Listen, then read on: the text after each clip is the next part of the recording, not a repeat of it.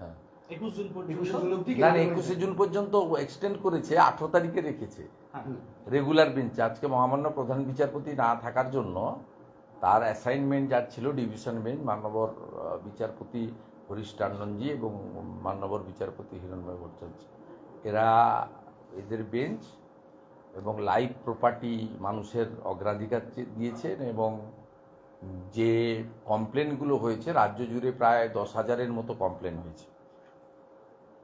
সবচেয়ে বেশি কমপ্লেন হয়েছে দক্ষিণ 24 পরগনা, উত্তর 24 পরগনা, কোচবিহার জেলায়। এর বাইরেও সমস্ত জেলায় কম বেশি কমপ্লেন রয়েছে। আপনার পশ্চিম মেদিনীপুর জেলা, বীরভূম জেলা, এরকম প্রচুর কমপ্লেন অভিযোগ অন্যান্য জেলাগুলোতেও আছে। এবং সব জায়গায় একটা থ্রেটনিং চলছিল যে 19 তারিখে কেন্দ্রীয় ফোর্স চলে গেলে তারপরে মৃত্যুর মিছিল হবে 21 সালের মতো, সরাসরি হুমকি দেওয়া হচ্ছিল। এবং সেই কারণে আমরা উদ্গ্রীব ছিলাম। আর কেন্দ্রীয়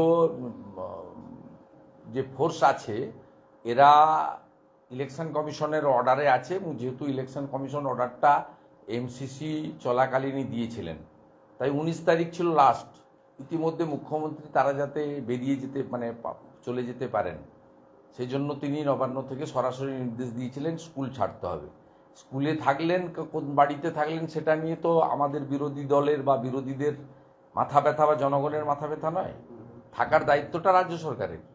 তারা যেখানে খুশি রাখুন, স্কুলও চালু রাখুন, এটা নিয়ে কোনো সমস্যা নেই। কিন্তু এই যে ধমকিটা গোটা রাজ্য জুড়ে চলছিল যে 19 তারিখে কেন্দ্রীয় বাহিনী চলে যাবে, তারপরে আবার 21 সালের মতো আমাদেরকে বা পঞ্চায়েত নির্বাচনের মতো আবার ব্যাপকভাবে অত্যাচার আমরা করব। কেন্দ্রীয় বাহিনী থাকা অবস্থাতেই প্রায় 8-10 হাজারের বেশি কমপ্লেন হয়েছে। মেল করে থানা তো অনেক জায়গায় কমপ্লেন নেয়নি, পরে অবসরকালীন বিচারপতি মাননীয় কৌশিক চন্দ্রের বেঞ্চ ডিজিপির 2টো মেল আইডি দিয়ে বলেছিলেন কমপ্লেন করতে, তাতেও কয়েক হাজার কমপ্লেন নথিভুক্ত হয়েছে। এবং ভারতীয় জনতা পার্টির উদ্যোগে বিভিন্ন জায়গায় যে শেল্টার করা হয়েছে, তার মধ্যে আমি অনেকগুলো শেল্টার ইতিমধ্যে ভিজিট করেছি এবং পার্টির পক্ষ থেকে এবং আমি নিজেও ব্যক্তিগতভাবে তাদের লাইভলিহুডের জন্য পাশে দাঁড়ানোর ব্যবস্থা করেছি। আমি এরকম প্রায় 2,5-3 হাজার ঘর ছাড়া আক্রান্ত মানুষকে সেবাদান পর্যন্ত করেছি।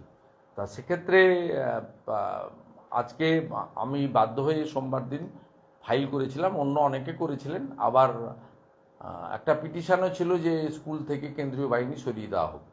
সে করতেই পারে যে কেউ।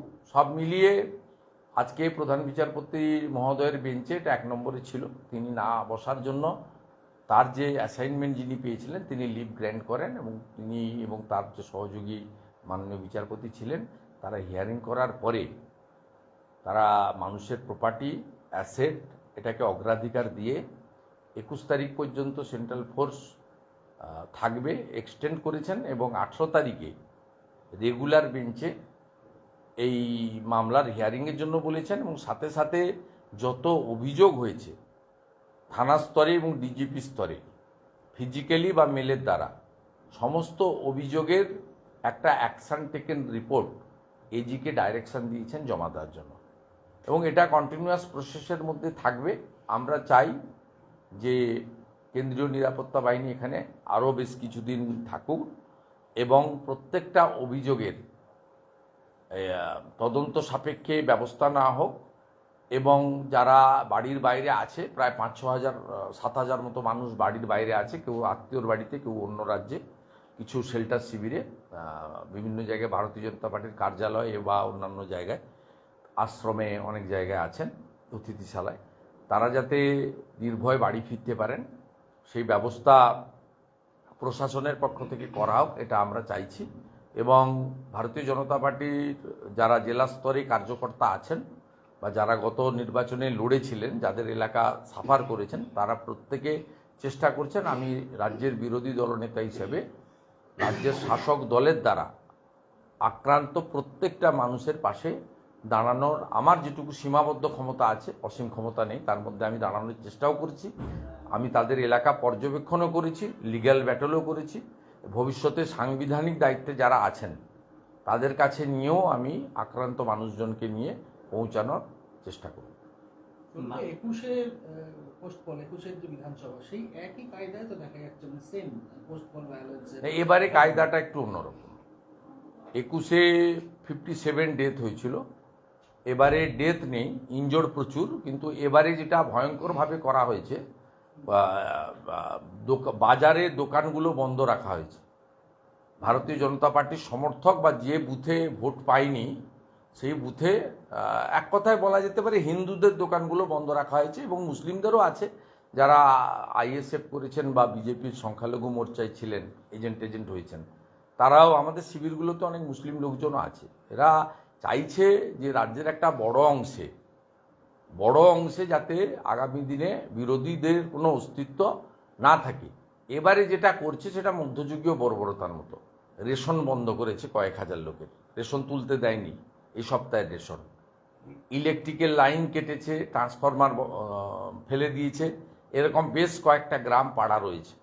আর টোটো অটো চালাতে দিচ্ছে না বিভিন্ন রুটে, এই টালিগঞ্জ যাদবপুর সহ এরকম 150-200 জায়গা থেকে আমরা কমপ্লেন পেয়েছি টোটো অটো চালাতে দিচ্ছে না।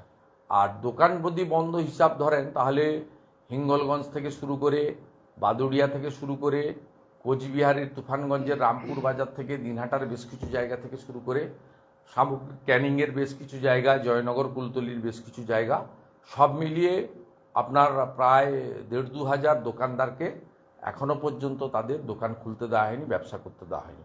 এবং এই ঘটনা এই বিধাননগরে আমি বসে আছি, এর পাশেই ভাঙড়ের চন্দনেশ্বরে, এটা কলকাতা পুলিশের আওতাধীন, সেখানে এমনকি একজন কুয়াক ডাক্তারের তার ডিসপেন্সারি বন্ধ করা হয়েছে, তার ওষুধ দোকানও পর্যন্ত বন্ধ করে রাখা হয়েছে। বলছি, মানিকতলা বিধানসভার উপনির্বাচনে মমতা বন্দ্যোপাধ্যায় নবান্নে বসে প্রার্থী ঘোষণা করলেন। যাকে প্রার্থী করা হলো তার মেয়ে শ্রেয়া পাণ্ডে, তিনি অনেকটা অভিমানী, মা কেন প্রার্থী হলেন সেটা নিয়ে। এই দ্বন্দ্বটা কি ভোট বাক্সে প্রভাব ফেলবে? না, আমি এটা নিয়ে কোনো মন্তব্য করব না। ওটা কমপ্লিটলি তৃণমূল কংগ্রেসের নিজস্ব ব্যাপার, কাকে প্রার্থী করবেন আমি এটা নিয়ে মন্তব্য করতে যাব না। কিন্তু নবান্নে বসে দলীয় তিনি এটা করেন, এটা করার পরেও তিনি 45% ভোট পেয়েছেন, আমরা 39% ভোট পেয়েছি। পশ্চিমবাংলার একটা বড় অংশের লোক এটা মেনে নিয়েছে, অসুবিধা কী আছে। তিনি এটা আজকে নতুন নয়। আমি যখন মৌসুম বেনজির নূরকে নিয়ে এসেছিলাম জয়েন করাতে, দেখা করাতে, বললাম আমি এখানে জয়েন করিয়ে দিচ্ছি, আমি ছিলাম সাক্ষী, আমাকে দায়িত্ব দেওয়া হয়েছিল মৌসুমকে জয়েন করানো। আমি দেখা করতে নিয়ে এসেছিলাম, আমি ভেবেছিলাম যে ওখানে দেখা করার পরে উনি সুব্রত বক্সিকে বলবেন যে তৃণমূল ভবনে জয়েন করাতে। উনি আমার সামনেই বললেন যে আমি এখানেই জয়েন করিয়ে দিচ্ছি।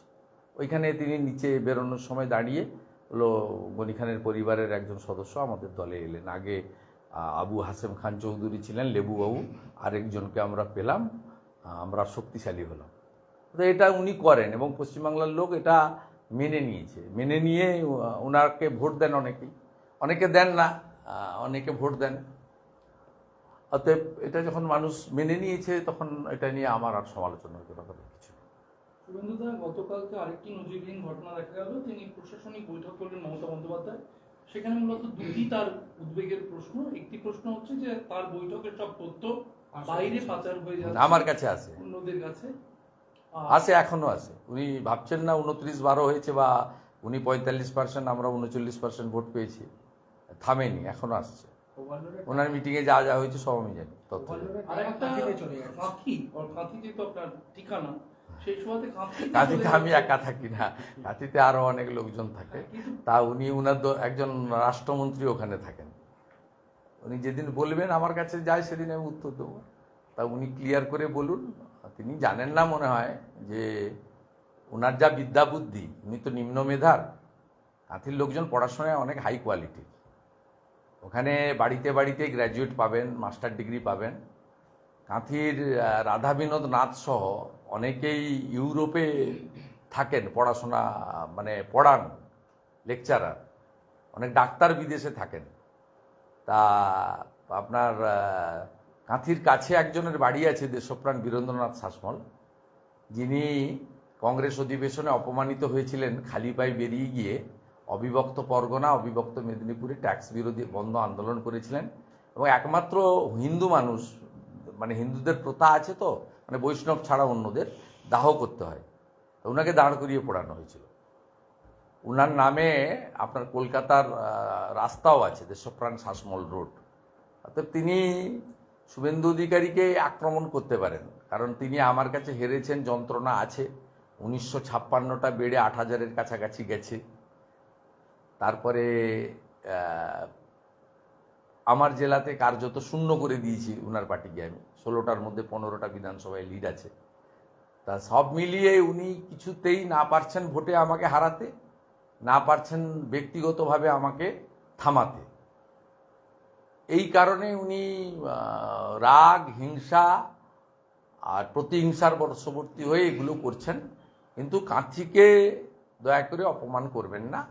কাঁথি লবণ সত্যাগ্রহের জায়গা, কাঁথিতে পিছাবনি আছে, যে জায়গাটা আপনি ভূমি রাজস্ব দপ্তরের রেকর্ডে পাবেন না, কারণ ওখানে আন্দোলনকারীরা পিছায়নি, ব্রিটিশ পিছিয়ে গেছিল, তাই জন্য নাম হয়েছিল পিছাবনি। মমতা ব্যানার্জির পরিবারের কেউ স্বাধীনতা আন্দোলনে অংশগ্রহণও করেননি, জেলও খাটেননি। আমার পরিবারের বিপিন অধিকারী স্বাধীনতা সংগ্রামে আন্দোলনে ছিলেন এবং ব্রিটিশের জেলও খেটেছেন। উনার রাজনৈতিক জীবনের অনেক আগে আমার পিতৃদেব শিশির অধিকারী 70 সাল থেকে ভোটে জিতছেন, 82 সাল থেকে বিধায়ক। তা স্বাভাবিকভাবে তিনি এই ধরনের কথাবার্তাগুলো যত বলবেন তত অন্তত আমার এলাকাতে উনি নিশ্চিহ্ন হয়ে যাবেন এবং মানুষ তত বেশি করে আমার সঙ্গে থাকবেন। আমি ওনাকে ধন্যবাদ জানাবো যে উনি হলদিয়ায় গিয়ে আমাকে আক্রমণ করেছিলেন, তাই হলদিয়ায় 21,000 ভোটে ওনার প্রার্থী হেরেছেন। ওনাকে আমি ধন্যবাদ জানাবো। উনি কাঁথি শহরে হেঁটেছিলেন, সেই জন্য কাঁথি শহরের প্রায় সব ওয়ার্ডে বিজেপি প্রার্থী এগিয়ে আছে এবং দক্ষিণ কাঁথি বিধানসভা কেন্দ্রে প্রায় 20,000 লিড বিজেপি পেয়েছেন। আমি ওনাকে বলবো বারে বারে আপনি আসুন এবং আমাকে আক্রমণ করুন। এতে আমার ভোট ব্যাংক আমার এলাকায় বা আমার নির্বাচক মণ্ডলী আরও বেশি করে আমার সঙ্গে এগিয়ে আসবে। শুভেন্দুবাবু, কেন্দ্রীয় বাহিনী থাকার আজকে যে হাইকোর্ট থেকে একটি এক্সটেনশন পাওয়া গেল, সেই দিনকেই দেখা যাচ্ছে জগন্নাথ সরকার, আপনাদের রানাঘাটের বিজেপি প্রার্থী, তিনি বলছেন কেন্দ্রীয় বাহিনীর ভূমিকা নিয়ে প্রশ্ন তুলছেন, ভোটে তাদের সঙ্গে তৃণমূলের যোগসাজশ ছিল, এরকম অভিযোগ করছেন জগন্নাথ সরকার। আমি তো কারোর সম্পর্কে মন্তব্য করি না। আপনারা অনেক সময় চালিয়ে দেন আমি অমুক লোককে ইঙ্গিত করে বললাম, তমুক লোককে ইঙ্গিত করে বললাম। আমি দলের ভিতরে কোনো কথা প্রকাশ্যে বলি না। আমি খুব ডিসিপ্লিন লোক। আমি কলেজ লাইফে এনএসএস করেছি, আমি কংগ্রেস করেছি যখন, তখনও কংগ্রেসের কথা বাইরে বলিনি। কংগ্রেসে উপদল চলে, আপনারা জানেন। আমি তৃণমূল যতদিন করেছি, কোনো দিন আমার ভাইপো এত হাত ধুয়ে আমার পিছনে লেগে থাকতো, মুকুল রায় লেগে থাকতো, তা আমি কোনো দিন প্রকাশ্যে একটা কথাও কোনো দিন বলিনি। আমি ভারতীয় জনতা পার্টি করি, তাতে সবাই আমাকে পুরস্কার দেয় না, কেউ তিরস্কারও দিতে পারেন, অনেক অনেক কিছু পোস্টও করতে পারেন, তির্যক মন্তব্য করতে পারেন। ভালো হলে নিজেদের ক্রেডিট দেন, খারাপ হলে আমার ঘাড়ে চাপান। কিন্তু আমি কখনোই আমার দলের অভ্যন্তরীণ বিষয় বাইরে বলতে চাই না। কেন্দ্রীয় বাহিনী এসেছিল নির্বাচন কমিশনের অর্ডারে এবং তাদের স্বতন্ত্র ভূমিকা এখানে ছিল না। তারা নিয়ন্ত্রণ ছিলেন রাজ্য পুলিশের হাতে। স্বাভাবিকভাবে কেন্দ্রীয় বাহিনীর অন্য সময়ে আসা, যেটা উত্তর পূর্বাঞ্চলে স্পেশাল অ্যাক্ট ছিল, যে একটা পরে উঠে যায় আবার পরে মণিপুরে সেটা চালু হয়েছে, সেই অ্যাক্টের আওতায় বা কাশ্মীরে যে পাওয়ারটা ছিল, সেই পাওয়ারটা তো এখানে কেন্দ্রীয় বাহিনীর হাতে ছিল না। কেন্দ্রীয় বাহিনীর কিওয়ার্ডটিও নিয়ন্ত্রণ করেছে রাজ্য পুলিশের লোকেরা।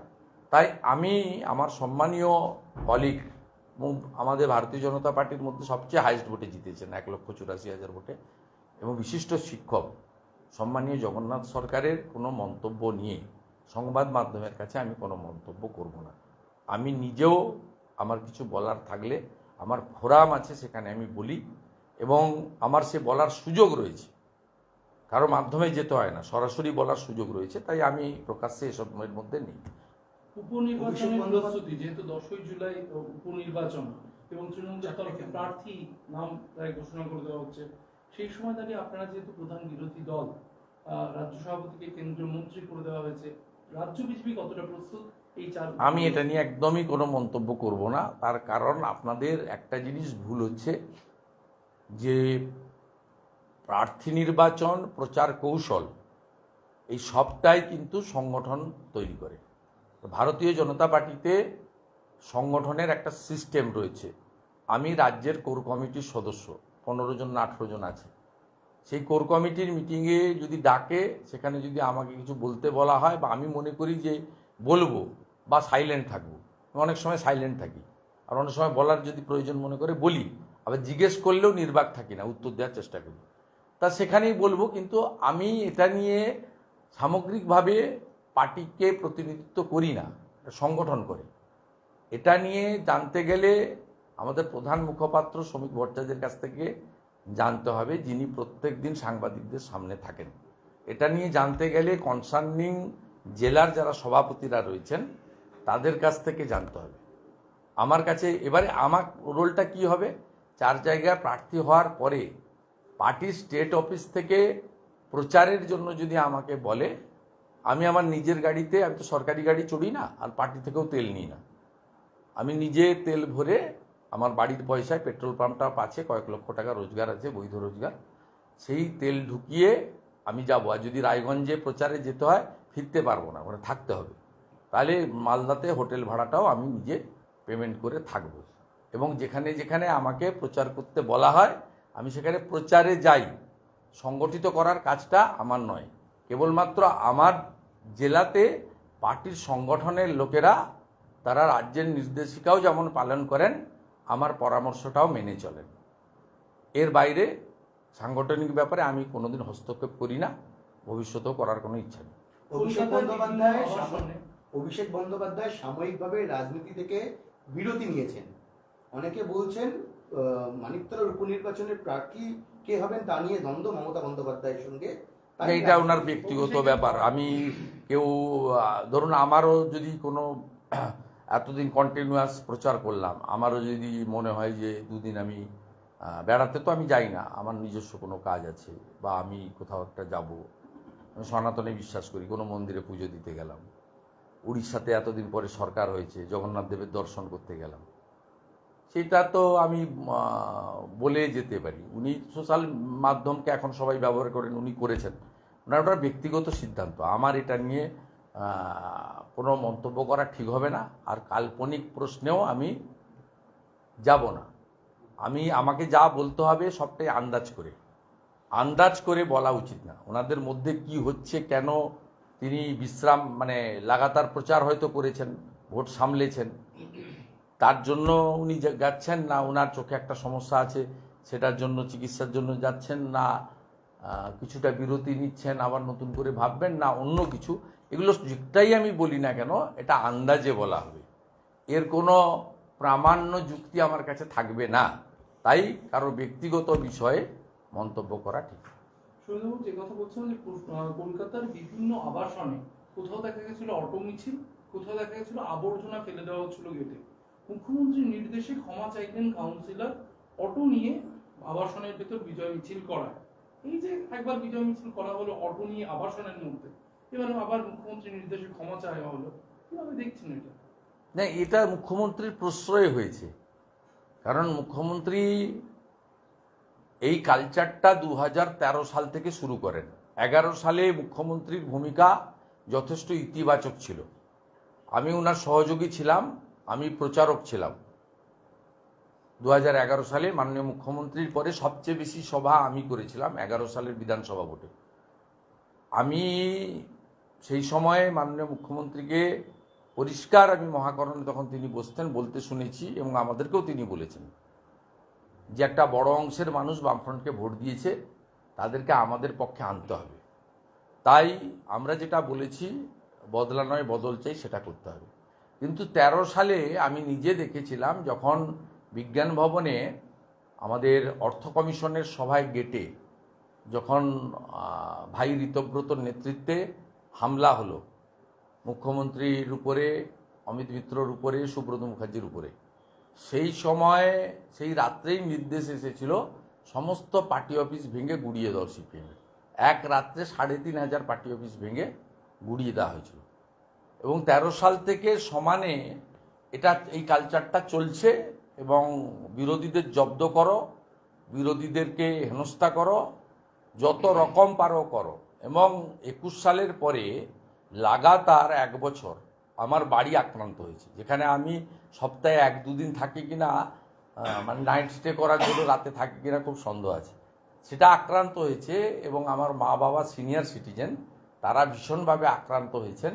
সারা রাত্রি ওই ডিজে বক্স বাজানো হয়েছে এবং আমি বাধ্য হয়ে কলকাতা হাইকোর্টের হস্তক্ষেপ এনে যে 500 মিটার পর্যন্ত ওই সমস্ত ব্যান্ড বা স্বাভাবিক সুস্থ জীবনযাপন করার জন্য 87 বছরের ফাদার এবং 76 ইয়ার্স ওল্ড মাদার, তাদেরকে সেভ করার জন্য, মানে শান্তিতে থাকার জন্য আমাকে ব্যবস্থা নিতে হয়েছে। আমি নিজেও ফিল করেছি, আমি নিজেও আক্রান্ত। এবং যেভাবে নির্বাচনে 6ষ্ঠ দফার ভোটের আগে কোলাঘাটে আমার রেন্টাল হাউসে without the concurrence of the ECI এবং আপনার ভিডিওগ্রাফি না নিয়ে আক্রমণ করেছেন অ্যাডিশনাল এসপি নিখিল আগরওয়ালের নেতৃত্বে, তাতে তো আমি নিজেই আক্রান্ত হয়েছি এবং 7-8 জায়গায় আমাকে অবস্ট্রাকশন করা হয়েছে যাতে আমি মিটিংয়ে পৌঁছাতে না পারি। কেশপুরে করা হয়েছে, জীবনতলার আগে পরে নাগরতলা বলে একটা জায়গা আছে ভাঙড় রাস্তায়, সেখানে করা হয়েছে। এরকম অনেকগুলো উদাহরণ রয়েছে। তো এই কালচারটা মমতা ব্যানার্জিরই কালচার, তিনি এইটা করিয়েছেন এবং করে শিক্ষা দিয়ে পরে আবার নিজের ইমেজ সেভ করার জন্য করেছেন। যেহেতু কলকাতার মতো জায়গায় ঘটেছে, আপনাদের ইলেকট্রনিক্স মিডিয়া এটাকে ধরে ফেলেছেন, তাই করেছেন। আমি আপনাদেরকে বলবো, তুফানগঞ্জ বিধানসভার রামপুর বলে একটা বাজার আছে। রামপুর বাজার কেন আজকে 7 দিন ধরে দোকান বন্ধ? আপনি কি ছবি করুন না, কেন অসংখ্য দোকান মিনাখাতে, বাদুড়িয়াতে বন্ধ করে রাখা হয়েছে? আপনি খোঁজ নেন। কেন তফসিলি মোর্চার নেতা সঞ্জয় নায়কের বাড়ি সম্পূর্ণ ভাঙচুর করে দেওয়া হয়েছে? সেটা গিয়ে খোঁজ নেন। কেন ঘাটালের মনসুখাতে আমাদের দুটো চায়ের দোকান, সেখানে ভারতীয় জনতা পার্টির লোকেরা বসে আড্ডা মারত, চা খেত, উড়িয়ে দেওয়া হয়েছে গরিব মানুষের চায়ের দোকান। সেগুলো তো আপনারা ছবি তুলতে পারেননি বা পাননি হয়তো খবর, তাই সেখানে মুখ্যমন্ত্রী এই ঘরপোড়া লোকের ক্ষতিপূরণও পাঠাননি বা দোকানগুলো তালা খোলারও ব্যবস্থা করেননি। যেহেতু কলকাতা, এবং কলকাতাতে উনি ওয়ার্ড ভিত্তিক দেখেছেন বিপর্যয় আসন্ন, উনি ছাপ্পা মেরে 54,000 ভোটে প্রিয়াঙ্কা টেবরিয়ালকে হারিয়েছিলেন। সেই ভবানীপুর বিধানসভায় মাত্র 7,000 লিড হয়েছে। তাও মুসলিমরা যদি চেতলাতে ভোট না দিত দুটো ওয়ার্ডে, উনি মাইনাস হয়ে গেছিলেন। 9টা ওয়ার্ডের মধ্যে 6টা ওয়ার্ডে উনি হেরেছেন নিজের কেন্দ্রে। এবং যে কেন্দ্রে 21-এর বিধানসভায় রুদ্রনীল ঘোষ 25,000 ভোটে হেরেছিল মাননীয় শোভন দেব চট্টোপাধ্যায়ের কাছে, সেই কেন্দ্রে উনি উপনির্বাচনে 54,000 ভোটে জিতেছিলেন। সেই কেন্দ্রে 7,000 ভোট মাত্র লিড পেয়েছেন সম্মানীয় মালা রায়। এবং মুখ্যমন্ত্রী নিজের জায়গায় লস করেছেন। কলকাতাতে জোড়াসাঁকোতে বিজেপির লিড, শ্যামপুকুরে বিজেপির লিড, মানিকতলাতে সামান্য 3-4 হাজারের গ্যাপ, বেলগাছিয়া তো সামান্য গ্যাপ, রাসবিহারীতে 1,000 ভোটের গ্যাপ। এতে কলকাতার ওয়ার্ডগুলোর সমীক্ষা দেখলে আপনি দেখবেন এটা বড় অংশের, বিরাট অংশের ওয়ার্ডে সেখানে তৃণমূল কংগ্রেস হেরে গেছে। এবং গোটা রাজ্যে পৌরসভার হিসাব যদি দেখেন, আরবান এলাকা যেখানে মমতা ব্যানার্জির মিসরুল এবং করাপশান আর আনএমপ্লয়মেন্টটা সবচেয়ে বড় ইস্যু হয়েছে, 65টা পুরসভাতে তৃণমূল কংগ্রেস হেরেছে, যেখানে তাদের চেয়ারম্যান, তাদের কর্পোরেশনের মেয়র।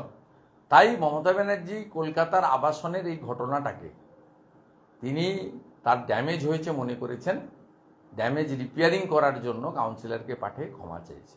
আপনার ভোটের পরিসংখ্যানে রাজ্যের আপনার প্রায় 70টিরও বেশি বিধানসভা, সেখানেও তো দেখা যাচ্ছে যে BJP না, 90টা। হ্যাঁ, মানে 70টির ওপর, প্রায় 90। আমরা প্রায় 20-25 লক্ষ ছাপ্পা হয়েছে। আর মুসলিম ভোটের শতকরা 95% তৃণমূল কংগ্রেসকে ভোট দিয়েছে। ইমাম সাহেবরা মাঠে নেমেছিলেন এবং মুর্শিদাবাদে তো কোথাও কোথাও ধর্মীয় স্থান থেকেও মাইকে বলে ভোট করানো হয়েছে সংগঠিতভাবে। তারপরেও ভারতীয় জনতা পার্টির সঙ্গে কোনো তফাৎ নেই, 2,35,00,000 আর 2,75,00,000। আর এই যে গ্যাপটা আছে মাঝখানে, এই গ্যাপের মধ্যে শুধু ডায়মন্ড হারবারেই ছাপ্পা দেওয়া হয়েছে 10 লক্ষের বেশি ভোট, কেশপুরে ছাপ্পা দেওয়া হয়েছে 1.5 লক্ষের বেশি ভোট। ক্যানিং পূর্ব, ক্যানিং পশ্চিম, ভাঙড়ে অন্তত 3 লক্ষ ভোট ছাপ্পা মারা হয়েছে।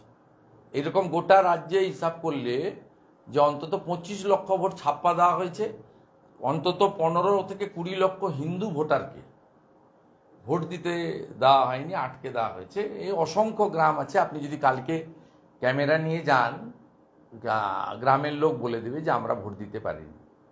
অর্থাৎ স্বাভাবিকভাবে সামগ্রিকভাবে ভোটের সংখ্যার নিরিখে, ভোটের পার্সেন্টেজের নিরিখে খুব একটা তফাৎ তৃণমূল কংগ্রেসের সঙ্গে নেই। আমি আবারও বলি, এই 12টা যদি 21 হতো, নিশ্চিতভাবে সব বিজেপি কর্মীরা খুশি হতো। সেই জায়গাটা ছিল আরামবাগ থেকে শুরু করে, মেদিনীপুর থেকে শুরু করে, আপনার বাঁকুড়া থেকে শুরু করে, কোচবিহার থেকে শুরু করে, এই আসনগুলোর ফল যদি দেখেন 2%-এর কম হেরফের হয়েছে। এরপরে যদি বিধানসভা ভিত্তিক হিসাব করেন, 90টা বিধানসভাতে ক্লিয়ার লিড আছে বিজেপির। আরও 15টা বিধানসভাতে 2000-এর কম মার্জিনে বিজেপি হেরেছে। 146টা বিধানসভা থেকে বিজেপি 40% ভোট পেয়েছে, তৃণমূল কংগ্রেস 42%-এরও কম পেয়েছে। মানে 1.5%-এর ডিফারেন্স রয়েছে 146 অ্যাসেম্বলিতে, এত কাণ্ড করার পরেও। আপনার প্রতিবেশী বিধানসভার যিনি বিধায়ক সোহম চক্রবর্তী, অভিনেতা হিসেবে তিনি খ্যাতি অর্জন করেছিলেন, বিধায়ক হিসেবে করেছিলেন, এখন নিউ টাউনে তিনি অত্যন্ত গরিত অপরাধ করেছে, আজই কোর্টে যেতে হলো সেই রেস্তোরাঁর মালিককে। গরিত অপরাধ করেছে, জামিন অযোগ্য ধারায় গ্রেপ্তার করা উচিত। কারণ তর্কাতর্কি ঠেলাঠেলি পর্যায়ে যায়নি। এটাকে আপনার যেটাকে বলে সিম্পল ইঞ্জুরি বলা যায় না। যেভাবে মেরেছেন লোকটাকে, এটা ওর লোকটার মৃত্যু হতে পারত। It's a attempt to murder, 307 লাগানোর মতো কেস। এবং এর উইটনেস দরকার নেই, একদম ভিডিও ফুটেজে ক্লিয়ার আছে। পুলিশ তো করবে, পুলিশই তো তৃণমূলকে এখানে রেখেছে। আমার হয়ে গেছে ভাই, আমার আরেকটা মিটিং আছে। একটা ইনফরমেশন শুধু দিয়ে দিই, আমরা কয়েকটা ইলেকশন পিটিশন করছি।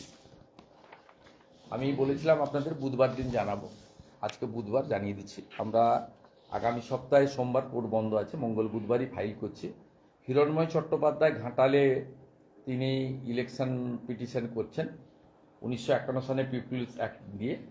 ওই ওনার কেশপুর এবং সবঙ্গের উনি প্রচুর তথ্য, রিপোর্ট ইত্যাদি দিয়ে ইলেকশন পিটিশন করছেন। এবং তৃণমূল শুনে রাখুন, এই ইলেকশন পিটিশনটা 4-5 বছর ধরে ঝুলবে না, 6 মাসের মধ্যে যাতে ডিসপোজ অফ হয় সেই ব্যবস্থা আমরা করছি। রেখা পাত্র মহোদয়া করছেন ইলেকশন পিটিশন, কারণ যে আইনে দেবাশিস ধরের নমিনেশন বাতিল করেছেন, সেই একই আইনে হাজি নুরুলের বাতিল হওয়ার কথা। আমরা প্রপারলি অবজেকশন দিয়েছি, অবজেকশন ওভাররুল করা হয়েছে, এন্টারটেন করা হয়নি। তাই হাজি নুরুলের নমিনেশন বাতিল করার জন্য আমরা রেখা পাত্র মহোদয়া করছেন। অভিজিৎ দাস ববি ডায়মন্ড হারবার, তিনিও সিসিটিভি ওয়েবকাস্টিং, সিসিটিভি ফুটেজ তার সেন্ট্রাল ফরেন্সিক ল্যাবে তদন্ত, এবং তদন্ত রিপোর্ট যদি পক্ষে আসে, এন্টায়ার ইলেকশন প্রসেস বাতিল করে সিবিআই ইনভেস্টিগেশন করার জন্য তিনি ইলেকশন পিটিশন করছেন।